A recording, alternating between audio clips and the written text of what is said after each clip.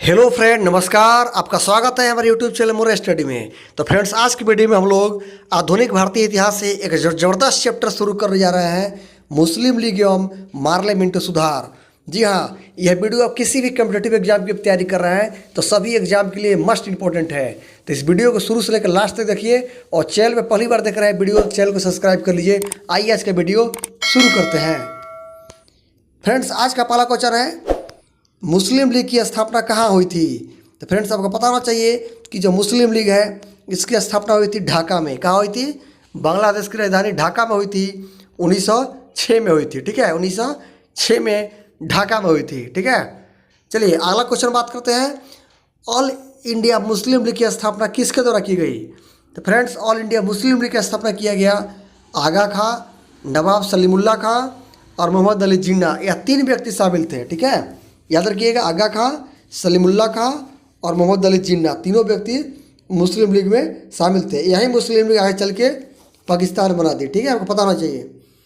अगला तो फ्रेंड्स है, मुस्लिम लीग का प्रथम अध्यक्ष कौन था? तो मुस्लिम लीग का प्रथम अध्यक्ष था आगा खां। कौन था? आगा खां मुस्लिम लीग का प्रथम अध्यक्ष था। चलिए अगला क्वेश्चन बात करते हैं। 1907 में मुस्लिम लीग का वार्षिक अधिवेशन कहाँ आयोजित हुआ था?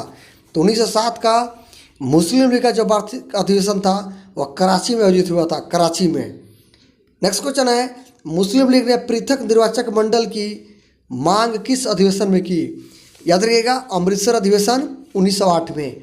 अमृतसर अधिवेशन 1908 में मुस्लिम लीग ने पृथक निर्वाचक मंडल की मांग की थी, अलग चुनाव लड़ने की बात कही थी।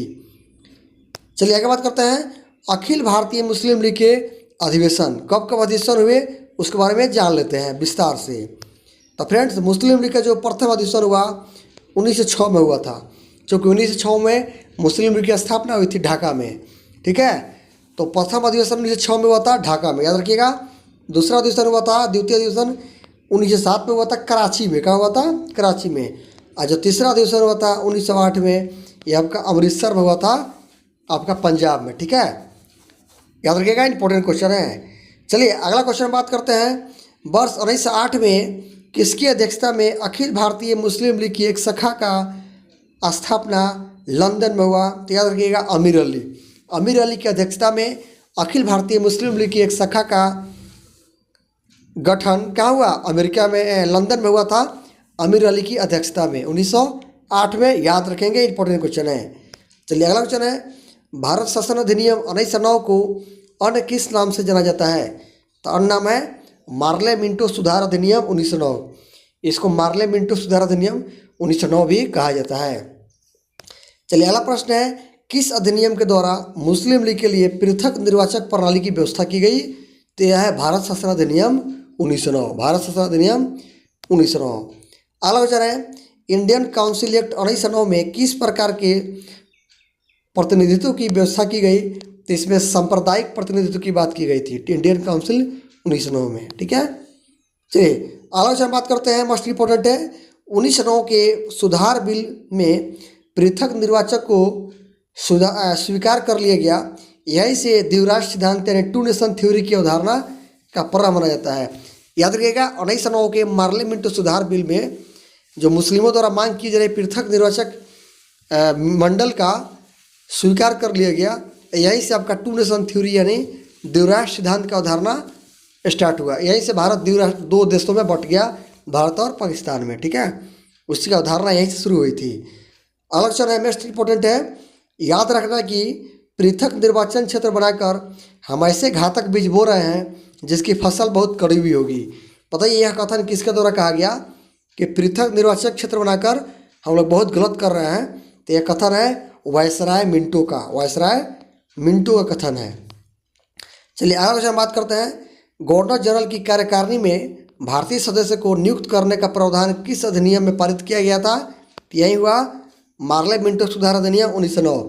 इसमें गवर्नर जनरल की कार्यकारिणी समिति में भारतीय सदस्य को शामिल करने का प्रावधान रखा गया, मार्ले मिंटो सुधार 1909। चलिए आगे बात करते हैं।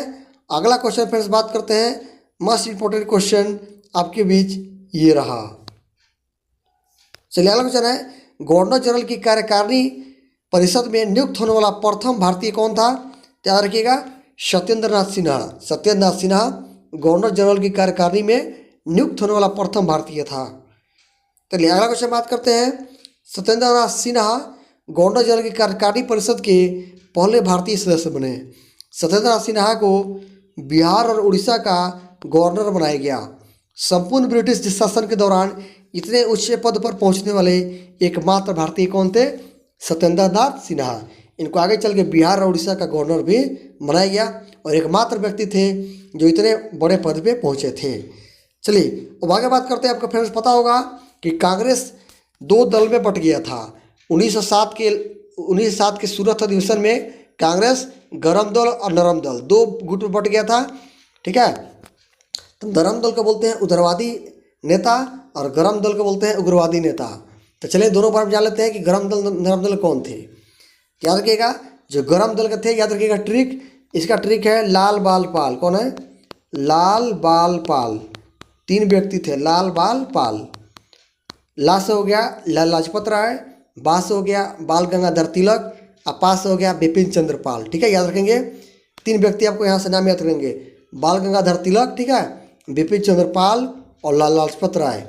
और एक और व्यक्ति याद रखिएगा अरविंदो घोष। अरविंद घोष जो थे उग्रवादी थे, यानी गरम दल के थे। इसके अलावा जो भी बच गए सभी नरम दल के थे, जैसे महात्मा गांधी हो गए, दादा भाई नौरोजी हो गए, सुरेंद्र नाथ बनर्जी हो गए, फिरोज शाह मेहता हो गए और गोपाल कृष्ण गोखले हुए जो गांधी जी के राजनीतिक गुरु थे। चलिए आगे बात करते हैं। अगला क्वेश्चन है भारतीय राष्ट्रीय कांग्रेस पर प्रार्थना याचना और विरोध की राजनीति करने का आरोप किसने लगाया था? तो बाल गंगाधर तिलक ने लगाया था। क्या कांग्रेस पे प्रार्थना याचना और विरोध करने की राजनीति? बीजी तिलक। अगला क्वेश्चन है शेरे पंजाब के नाम से कौन प्रसिद्ध था? तो लाला लाजपत राय। लाला लाजपत राय को शेरे पंजाब कहा जाता है। इनको अंग्रेजी एक लाठी मारा जिसमें इनकी मृत्यु हो गई। बाल गंगाधर तिलक को अशांति का जनक किसे कहा जाता है? किसने कहा था? तो वेलेंटाइन सिरोल ने। वेलेंटाइन सिरोल ने बाल गंगाधर तिलक को अशांति का जनक कहा था। अगला क्वेश्चन है 1908 में 6 वर्ष के कारावास की सजा किस स्वतंत्रता सेनानी को दी गई? तो बाल गंगाधर तिलक को 1908 में 6 वर्षों की कठोर कारावास दी गई थी। ठीक है, याद रखिएगा। अगला क्वेश्चन है भारत के स्वतंत्रता आंदोलन के प्रारंभिक दौर में उग्रवादी विचारधारा से क्या आशय है? तो उग्रवादी विचारधारा का अर्थ होता है संवैधानिक साधनों एवं याचिकाओं के स्थान पर आक्रामक साधनों से स्वराज प्राप्त करना, यानी संविधान में विश्वास न करना और याचिकाओं में अनुरोध विनती निहोरा नहीं करना, डायरेक्ट मारकाट द्वारा लड़ाई करके शासन को प्राप्त करना। अगला है स्वराज को प्राप्त करना। अगला है महाराष्ट्र में गणपति उत्सव किसने शुरू किया था? तो बाल गंगाधर तिलक। आज भी महाराष्ट्र में गणपति बापा मोरया होता है, ठीक है, पूजा पाठ होता है, तो यह बाल गंगाधर तिलक द्वारा शुरू किया गया था।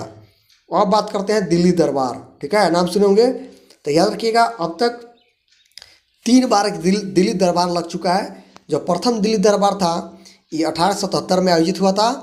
उस समय वायसराय कौन था? लॉर्ड लिटन। कौन था? लॉर्ड लिटन भारत का वायसराय था। प्रथम दिल्ली दरबार 1877 में लगा था।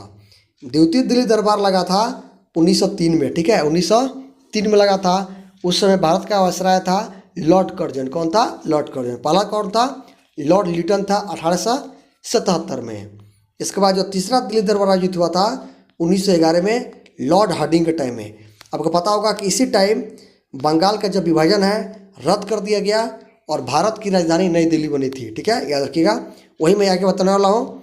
याद रखिएगा, आपसे पूछेगा कि द्वैत शासन का जनक किसे कहा जाता है? सिर्फ आपसे पूछेगा द्वैत शासन का जनक तो ये है सर लियोनील कार्टिस। याद रखिएगा, सर लियोनील कार्टिस को द्वैत शासन का जनक कहा जाता है, सर लियोनील कार्टिस को। जबकि बंगाल में द्वैत शासन का जनक रॉबर्ट क्लाइव को कहा जाता है, रॉबर्ट क्लाइव को कहा जाता है। तो उम्मीद करता हूँ वीडियो पसंद आया होगा। वीडियो पसंद आया तो लाइक कीजिए और दोस्तों को भी सभी व्हाट्सएप फेसबुक ग्रुप में शेयर कीजिए। मिलते हैं किसी नए वीडियो में, तब तक जय हिंद।